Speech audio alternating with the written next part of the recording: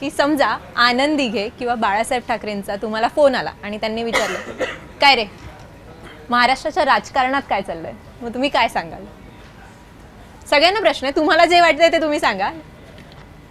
मी दोघांनाही एकच सांगेन, परत या प्लीज, परत या बस. सेम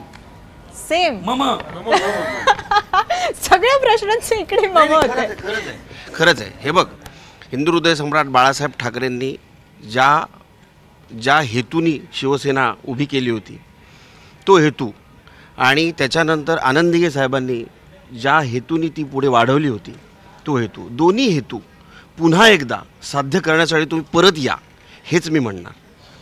मला असंच म्हणावं वाटेल की तुम्ही या परत, तुम्ही तरी या किंवा तुमच्यासारखी काहीतरी माणसं तरी इकडे निर्माण करा. मला जर बाळासाहेब किंवा धर्मवीरांचा फोन आला तर मी त्यांना एवढंच म्हणेल, तुम्ही आत्ता या आणि तुमच्या विचारसरणीला पोषक काय आहे त्याच्या बाजूने उभे राहा.